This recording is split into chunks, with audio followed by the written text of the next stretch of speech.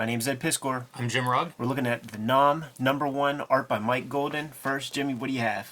I have patreon.com/Jim Rugg where I post out-of-print zines and mini comics that you can download. I just posted this process zine of my pencils and also my scripts for the Street Angel Gang, showing kind of how I make the comics I make. So lots of original art on my Patreon, lots of comics that you can read there and see there, and weird oddities and hard-to-find bits that you can download. Patreon.com/Jim Rugg. Red Room comics are out there in the wild, man. If you see an issue, grab an issue because they're all self-contained and tell a complete story within the confines of the covers. Murder on the Dark Web for Fun and Profit is the name of the game. Issue 2 is going to be out soonish, if it's not out right now, and should come out reliably every 4 weeks. If you want to read the comics ahead of time, patreon.com/Ed Piskor. $3 gets you the archive there. Have well over 100 pages on Patreon so far. That's more than 4 issues worth of material. Put new strips up every Tuesday. Jim, the Nom #1 is going to be on the docket today. Look at this, man. We got the newsstand joint. We got the direct market joint. Man, that's cool. Represent. Slightly different color variants, it looks like, with these covers. This is a neat companion piece to like that G.I. Joe yearbook that Golden drew. #2, I believe. Yeah. It's interesting to see how he approaches like army vehicles, equipment, guns, like real stuff in the NAM. Feels like toys for the G.I. Joe yearbook, and here it feels very accurate. Yes. All the equipment and everything, and contrasting with very cartoony character designs. Pretty interesting formula. Wild comic, man. If you read the editorial page on the back, it talks about how like a month if a month transpires, you know, like from issue to issue, same deal with the story content on the inside. And this issue, I was like trying to like see how it broke down. It's almost like comic strips or something. Like there's a big passage of time from page 1 to the final page, and I wonder if it's like, you know, a month of time. That would make sense. In this comic, because a lot happens. Larry Hama, your editor on this, I believe a Vietnam veteran. Yes. And of course G.I. Joe writer. So I wonder if you know, he's handpicking Golden and being like, oh man, I liked what he did on that yearbook. I think you could be the right guy for this. Yeah, maybe, man. He's doing color on this issue too, Michael Golden. Yeah, like he comes through and he does in that first 12 issues, like he's all over the place. But you know, they wanted to show and prove with this one, man. You got to start off strong, and I think they succeeded, man.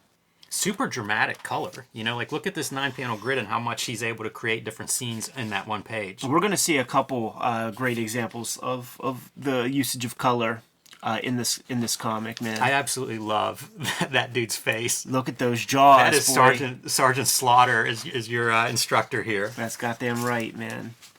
And it's all the stuff that you would expect when you dump a guy into Vietnam. You got your you got to show up to boot camp. You got your Arlie Emery drill sergeant guys. This guy's kind of like Peter Parker nuanced, is afraid of flying. That shows up a couple of times.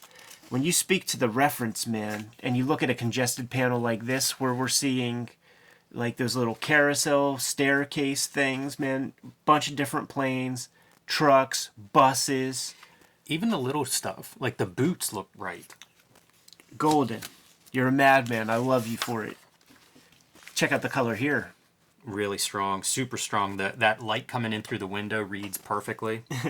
And they're like, yeah, they're just tracer rounds and just chilling while their airplane is getting shot up and it's hitting the engines. Funny cartoon moment, right, of the guy looking out the window, just panic. Unbelievable. And look at the chaos of the landing, you know, like these choppers going everywhere. Homeboy was definitely looking at Apocalypse Now imagery, like for reference. For no doubt comic. about it. And getting stuff like motion on the as he's exiting the plane and jeeps are flying by. Well done. It's a very chaotic page. Even your panels are a little bit off. You know, it looks like a regular margin, you know, page, until you take a closer look and realize they're shifted a little bit. They're slightly diagonal. I do that stuff now and then in my comics. This was a hot book whenever it was first published, too. I can remember a friend's older brother would collect this book, and prices went up quick on these. You know, now you can find them wherever, but it was a hot book when it came out. Relentless illustration. Like, I have to imagine there's like a lot of rapidograph, and I'm talking about the skinny rapidographs being used here. Like, these are dead, super thin lines, man, for this stuff, and just, you know, bags of sand stacked on top of each other, like, and you're seeing it from a distance. Armando Gil, the inker, frequent Michael Golden inker. I'm trying to think of when they would have started together, if this was their first work together or not. But I think they did like the Spartan X Jackie Chan comic that we looked at many years later. Such distinct character designs with all of our kind of main guys. Yeah, our new recruit goes the wrong direction and ends up with kind of like, I think, a very dangerous team. Great fingers and hands on this guy. Great character design on this. Is like one of the most memorable characters in the Golden Run for me. Is this dude right here? Super expressive, big giant, thick eyebrows. Man, as happy and go lucky as he is, I bet he's not long for this world. That's how they do, right? That's right. That guy you like, don't get too attached. Yeah, and heaven forbid you find a beautiful stray puppy along your travels. You notice, though, this equipment, doesn't it feel more like real stuff than that yearbook issue? Absolutely.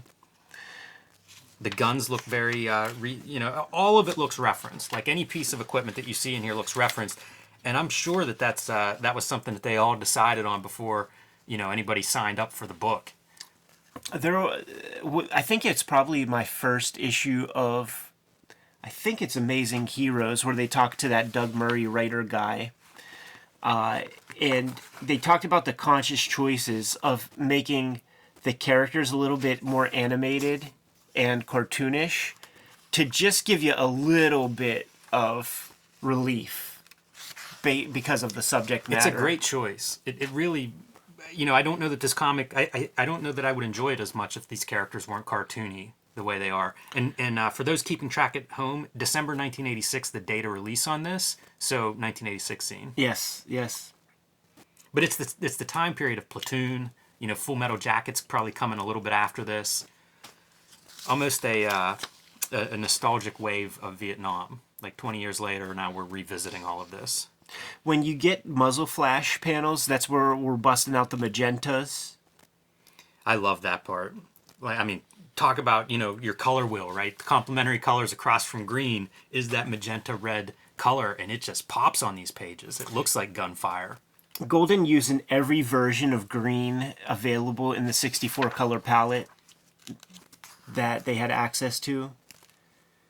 Man, he must have been penciling this with that 0.3 technical pencil. I'd be interested to see pencils for this. The smallest lead. There's also a black and white version of this. Yeah, Marvel in the published magazines. the magazine version, so probably slightly bigger art and just line art. Yeah, where you really get to see that inking, man. Totally worth having. And there are the bits, right? Like where a dude from the platoon or the squad, he gets killed, and the other guys are like, it's easier after the first one. So there are just those kinds of moments. This is a challenging comic to try to draw, like create within the confines of that comics code. It's mentioned in the editorial as well. Like, we have to do some compromise, but it does seem like Larry Hama and crew are earnest in going more the Harvey Kurtzman route rather than the Bob Kanigher G.I. Joe. Oh yeah, it kind of route. Feels that way. Yeah, it doesn't feel like this is some macho. This is not Rambo. Right. It's also got to be a challenge for Golden in that, like, your characters are all essentially dressed the same. It's a bunch of 18, 19, 20-year-olds. How do you make them distinguished? Especially with these long shots that you see everywhere to establish kind of the battles and where everybody's at. That's got to be a massive challenge. Yeah, it's that what Neil Gaiman says in his master classes, man. It's that you got to do the funny hats thing. You got to give everybody like a different kind of helmet, hat. You could even say that these distinct faces are that, man. Make sure we see the guy Yeah, with I the big think so. eyebrows and stuff. Yeah. You get a big chin, you get a skinny nose. Yeah. Man, that's pretty hardcore too. Because this is issue 1 of something, there's no pressing need to have this done within 4 weeks. I bet you this comic was done over the course of a year. Just like Long Shot #1, I think Art Adams had something like 8 months to work on that. This was not done in 4 weeks. I'm glad you mentioned Art Adams. I think that's an interesting comparison artist for something like this. He's applying his skills in a totally different direction, but it feels like that kind of just heavy, detailed, fine lines, full panels. I think there's some real comparison between those two. Art Adams is unapologetic about his influence from Michael Golden as well. More of the great color. Yes. Talk about a mood, a scene change here. It's an interesting moment, like when they call in the cavalry to get their ride home and stuff. They just went through all this harrowing stuff, and the light at the end of the tunnel is that the good old boys are going to come in with the choppers, and you're going to get whisked away. That's the end of a good day. Then you go back to base, and you get to watch a movie with the guys, and the noob, he just isn't used to the fact that the Kong are still trying to bomb them, and while they're watching the movie, just bombs are going off, but not close enough to harm them. Yeah, it's a spectacular ending color-wise. These last 2 pages. Yeah, Really feels like the putting the nightcap on this story. and he's a changed person at that very end. Oh, I see. Different here. I just have to get used to that. Yeah, it's a good first issue. It wraps really strong. And you get some of, I assume Larry Hama, putting in some of this information back here. Seems like the editor's role to give us some context of how they're approaching this. They're going to try to be accurate, at least historically, to important moments, battles, things that happened at the time, which is kind of cool. And, when 12 issues have gone by, a full year's gone by. I was reading their checklist for NAM #1, and it describes it as a unique 8-year limited series as they're going to follow the Vietnam War 1 month at a time. So it probably came close to it. It may have done that exact run. 84 issues. So in rug math. Yeah, that's 8 years. Nice. That's interesting. I don't keep up with NAM. I have the first dozen issues or so and have read those. But then I think I have the Punisher appearance or something maybe later on. But certainly haven't read all 84. It's kind of incredible. Yeah, you got to get your Zaffinos. You got to get your Kuberts. The Zaffino covers are gorgeous. Yeah. Really nice later in the run. Yeah. Yeah, it's a cool start. Doug Murray, the writer, is also a Vietnam veteran, so imagine him and Larry Hama probably, really hashing this out together, this idea for a different kind of war comic. Long history of war comics as a popular genre in comic books, and this is kind of a neat approach. Companion piece to this is Vietnam Journal. Don Lomax? Don Lomax.